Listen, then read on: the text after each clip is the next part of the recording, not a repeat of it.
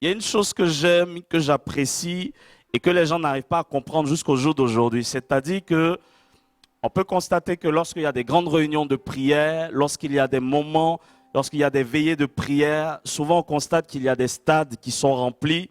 Des gens se réveillent le matin pour venir adorer Jésus de Nazareth et les gens n'arrivent pas à comprendre, mais c'est qui ça? C'est-à-dire on n'est pas réunis pour une star, on n'est pas réunis pour un concert par rapport à une quelconque célébrité. C'est pour nous dire par là que Jésus a plus d'impact même que ceux qui sont physiques et ceux qui font des exploits aujourd'hui. Il y a plus de 2000 ans, il est mort, il est ressuscité, mais son impact est toujours d'actualité. C'est pour cela que j'ai un message pour toi qui va changer ta vie, qui va bouleverser ta vie, parce que là où les hommes ont échoué, lui, il réussit toujours. Quelqu'un pouvait dire, il n'y a plus de sacrifice à faire. Il y en a qui vont voir des marabouts, il y en a qui vont voir des féticheurs, mais lui, il a déjà accompli, il y a plus de 2000 ans, un sacrifice qui est au-dessus de toutes sortes de sacrifices.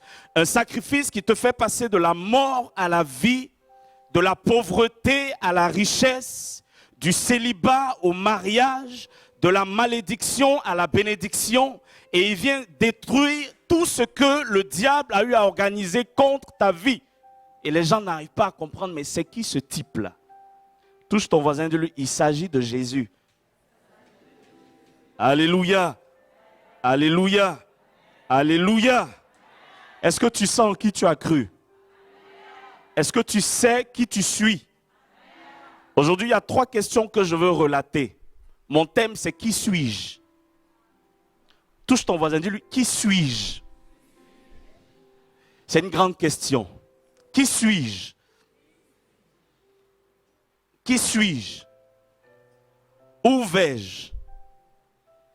En d'autres termes, où je m'en vais?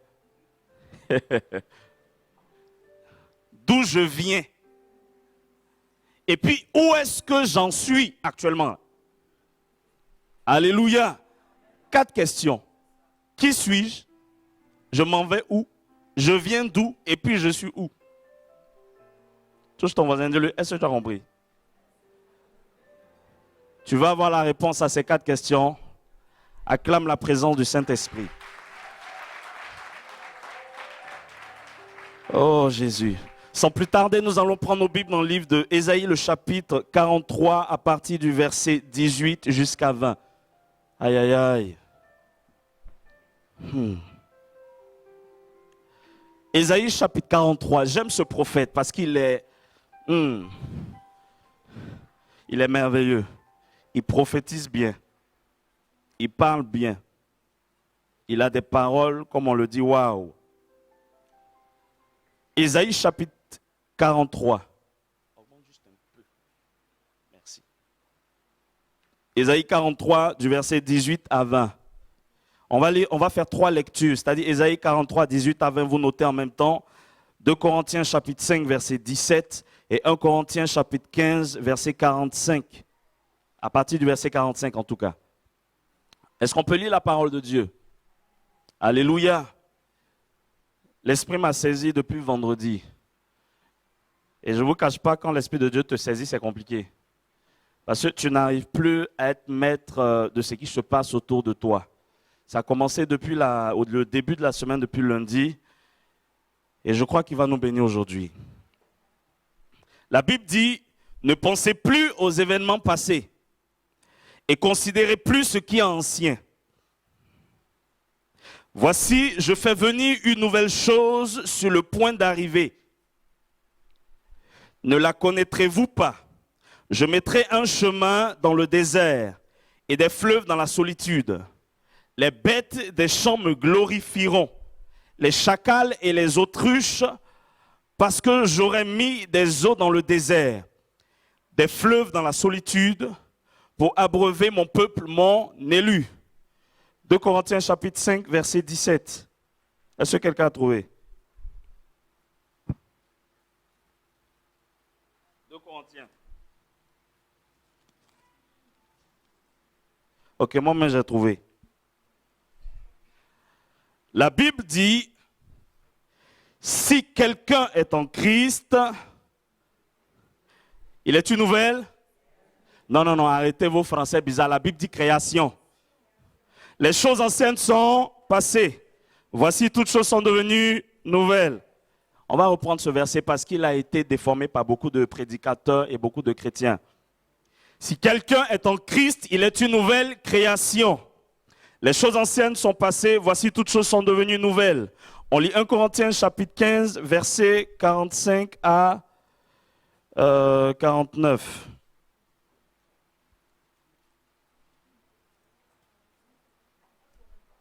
1 Corinthiens chapitre 15, versets 45 à 49. La Bible dit ceci. C'est pourquoi il est écrit, le premier homme, Adam, devint une âme vivante. Le dernier Adam est devenu un esprit vivifiant. Je m'arrête là. Seigneur, je bénis ton nom. Merci parce qu'aujourd'hui, nous allons tourner la page la plus désastreuse de notre vie. Merci parce que nous allons changer notre histoire par ta parole et par ton esprit. Merci Jésus. Car il est glorieux et digne de régner. L'agneau est souverain. Nous élevons nos voix pour l'adorer. L'agneau est souverain. Alléluia. Voici 3 récits qu'on vient de lire et 3 récits aujourd'hui parce que je crois qu'après cette prédication, une page de ta vie sera tournée, un chapitre prendra fin. Vous savez, Satan a la possibilité de tout d'écrire une histoire complète sur nous, au travers de nos parents, au travers de nos aïeuls. Mais ce qu'il n'a pas, c'est le stylo du point final. Le point final appartient à Jésus de Nazareth. Certainement, on a écrit de ta vie que tu allais échouer, que tu allais vivre dans toutes sortes d'échecs. Mais il suffit que le Seigneur prenne son stylo, il mette point final et il met un nouveau chapitre. Et à partir de ce moment, ta vie commence à changer. Ta vie commence à évoluer. Ta vie commence à connaître un nouveau souffle. Voici Ésaïe qui prophétise 7 siècles. 7 siècles, il prophétise et il parle à Israël un message messianique, un message qui vient bouleverser toute une décennie, un message qui vient apporter l'existence à ceux qui avaient encore perdu un espoir de vie. 7 siècles passent. Ésaïe est mort. Et pendant qu'il prophétise, il parle à un temps bien précis et il parle à une catégorie de personnes. Vous savez, Jésus est mort pour tout le monde, pour toute l'humanité. Pour le bouddhiste, il est mort. Pour le franc-maçon, il est mort. Pour le musulman, il est mort aussi. Pour le païen, en d'autres termes, pour celui qui ne confesse pas Jésus de Nazareth comme Seigneur et comme Sauveur, il est aussi mort. C'est pour cela aujourd'hui, j'aimerais que tu puisses relater 2 personnes, avoir dans ton esprit 2 personnes. Celui qui connaît Christ et celui qui ne connaît pas Christ. Alléluia. C'est vrai qu'il est mort pour tout le monde. Et lorsqu'il meurt pour tout le monde, il y a des promesses pour tout le monde. Mais la promesse ne s'accomplit pas dans la vie de tout le monde, mais uniquement de ceux qui ont fait de l'alliance, de la dernière alliance, de la nouvelle alliance, une vérité et non une réalité. Donc voici que beaucoup marchent, beaucoup entendent parler de Jésus, beaucoup prêchent Jésus, beaucoup prient Jésus. Et beaucoup font de Jésus-Christ une religion. Et voici que quelqu'un pouvait dire qu'aujourd'hui, s'il y a des problèmes sur toute l'étendue de la terre, c'est à cause des religions. On dit non, il y a des chrétiens catholiques, il y a des chrétiens évangéliques, il y a des chrétiens ceci ou cela, et voici qu'il y a des guerres partout. En fait, quand on prend la Bible en entière, on peut constater que le christianisme n'est pas une religion du tout. Alléluia. Mais beaucoup de gens ne le savent pas. En fait, le christianisme est une vraie relation. Dieu n'a pas besoin de religieux. Dieu n'a pas besoin de religion. Mais il a besoin d'avoir une relation avec toi et moi. Il a besoin d'entendre quelqu'un qui lui parle. Il a besoin aussi de parler à quelqu'un. Dans la religion, le rapport va seulement d'un seul sens, de l'homme à Dieu. Mais dans la relation, il y a un rapport entre l'homme et Dieu vers l'homme. C'est pour cela que Dieu ne veut plus qu'on soit religieux, mais qu'on soit des hommes et des femmes de relations concrètes et véritables. C'est pour cela que tous ceux qui sont dans la religion vont toujours essayer de se justifier en pensant qu'ils sont dans la vérité. Mais le Seigneur n'a pas besoin de témoigner qu'il est dans la vérité parce que lui-même, il est la vérité. En d'autres termes, quand tu sais qui tu es, tu n'as pas besoin de trop discuter. Tu n'as pas besoin d'affirmer qui tu es. Il suffit seulement qu'on te voit et on sait qui tu es. On sait d'où tu es. On sait d'où tu viens et on sait aussi où tu vas. Le christianisme n'est pas une religion, mais c'est une vraie relation. Quelqu'un dit avec moi, le christianisme est une vraie relation. Une sérieuse relation. Une véritable relation. Et pour ceux qui font de cette relation une vérité, ils expérimentent chaque jour, à chaque instant, la vérité de la parole de Dieu. Mais pour ceux qui font du christianisme une religion, ils vont prier, jeûner. Vous savez, sur toute l'étendue de la terre, il y a beaucoup de gens qui prient. Mais Dieu n'écoute pas tout le monde, excusez-moi. Il n'exauce pas non plus tout le monde, excusez-moi. Si tu vois que tu n'as pas beaucoup de miracles dans ta vie, pose-toi la question aujourd'hui. Toi, tu es qui? Tu es religieux? Ou bien, tu es un homme ou une femme de relation? Alléluia! Et Ésaïe a prophétisé pour s'adresser non aux religieux, mais pour ceux qui ont une véritable relation avec le Créateur du ciel et de la terre. Et après, Saul de Tarse se convertit, et Saul de Tarse relate 7 siècles après les mêmes faits. Il ne dit pas celui qui marche avec Christ est une nouvelle créature, comme d'autres peuvent le dire.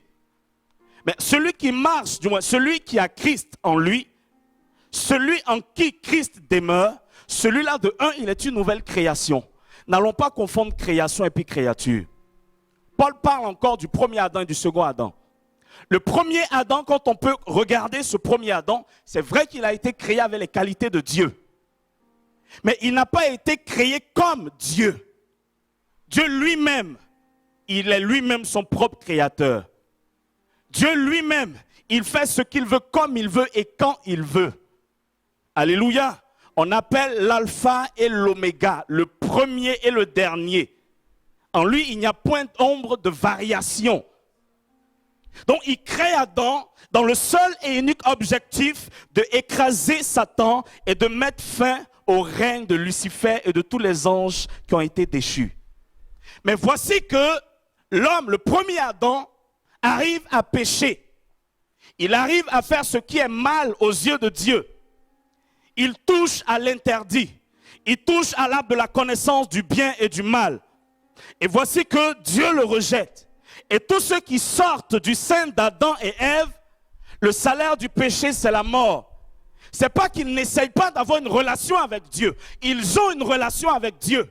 Mais on constate qu'au moment où ils doivent franchir la barrière de la grandeur, de la divinité royale, ils tombent. Abraham est tombé. Moïse est tombé. Eux tous, ils sont tombés sans exception. Parce qu'ils descendaient d'Adam et Ève. Le premier Adam. Le premier Adam, en lui, il y a toutes sortes de morts. Le premier Adam, en lui, il y a la maladie. Le premier Adam, en lui, il y a l'échec. Le premier Adam, en lui, il y a toutes sortes de morts, de meurtrissures, de blessures, de maladies. En d'autres termes, Satan est allé rentrer jusqu'à dans sa chair. Le premier Adam échoue. Le premier Adam est limité. Le premier Adam, c'est le religieux. Ce n'est pas qu'il n'a jamais entendu Dieu lui parler. Il a entendu Dieu lui parler. Mais il ne fait pas de cette parole une vérité, mais plutôt une religion.